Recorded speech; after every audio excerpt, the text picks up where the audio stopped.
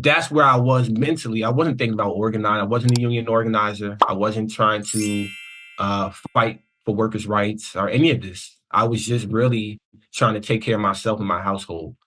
And it wasn't until they fired me after 5 years of pouring my blood, sweat, and tears into this company.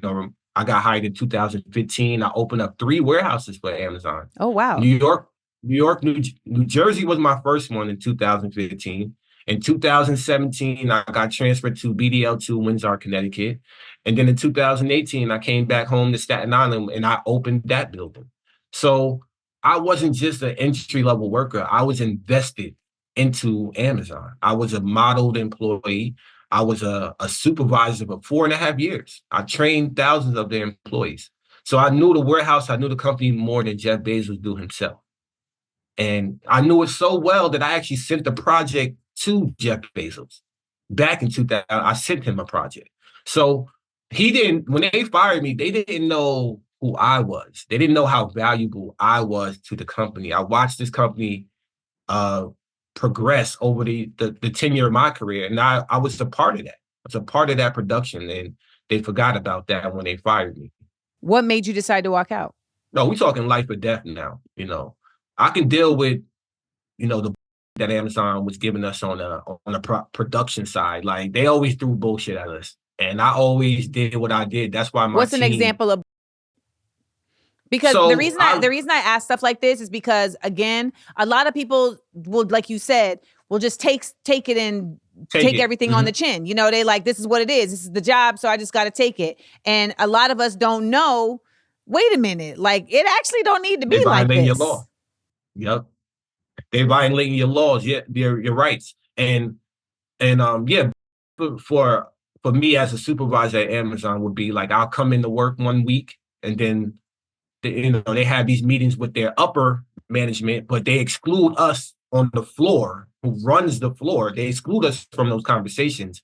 So they'll come back and say, hey, we're rolling out this new project where we need everybody back on their station within 15 minutes. And if they're not, it's up to you guys to scan their badges and reprimand them.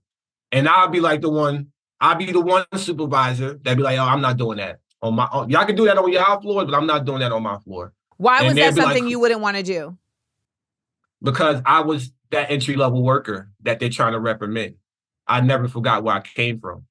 I was the one that had to be back in 15 minutes before I was a supervisor. So I'm not going to force that on somebody where I know can't do that.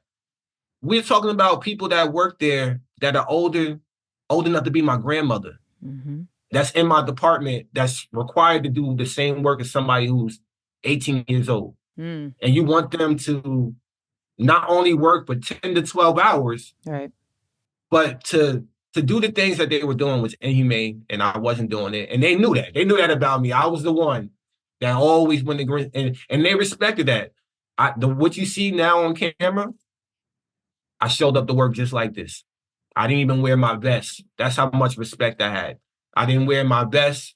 I didn't even wear my walkie-talkie. I just had my laptop, and I came into work, and I walked around the whole warehouse, all 3 of my warehouse, and and anybody that worked with me will tell you the same thing. Chris Smalls was running, and everybody went to me because I was popular. The same thing now, I was popular in the building, and thousands of workers would come lean a shoulder on me, and I was not. Of course, I stayed within margin to keep my job. I wouldn't last 5 years without it, but I didn't do things that was going to hurt people. And I did everything in my little bit of power to alleviate some of their pains. Well, it sounds like you operated with humanity versus just policy. Exactly. Yeah. No, definitely. And the pandemic, like you mentioned, what got me to this point was the pandemic. You're talking about COVID. New York City was the epicenter of the world. People dying. My mom works at Mount Sinai. She's been there 25 years. I'm talking to her during 2020, and she's talking to me how scared she is seeing 18-wheeler tractor trucks full of bodies. And we're working at Amazon as essential workers, and we're talking about people dying every 15 minutes in New York City alone. we had no mask, no PPE. Right. We're shipping it out, and they're telling us we're the closest thing to the Red Cross. So I'm like, nah, this is not going down. So I tried to go through the proper channel. I tried to go through HR. I went through the HR department there, and they gave me the runaround, the spin the block. And I kept coming around, and I'm like, yo, y'all telling us to social distance, but we're still sitting shoulder to shoulder, and people are missing in my department. I'm talking about, it was eerie. People were just not showing up to work because they were sick. Yeah. They were vomiting. They were passing out. They were not, it was something off. And I said, we need to shut this warehouse down. That's what I told them. I said, we need to shut it down. No ifs, ands, buts around it. I don't care what y'all talk about. Shut this down. And that's when they decided to just quarantine me out of 8,000 people, just me. So I broke the quarantine to do the walkout, and that's what led to my firing. And then they blame me for violating a policy that nobody seen. So that's what I got fired for, a policy that nobody ever saw. Violating social distancing, whatever they call. And it's like, how can you roll out a policy and I'm a supervisor? Never seen it. So then no justice.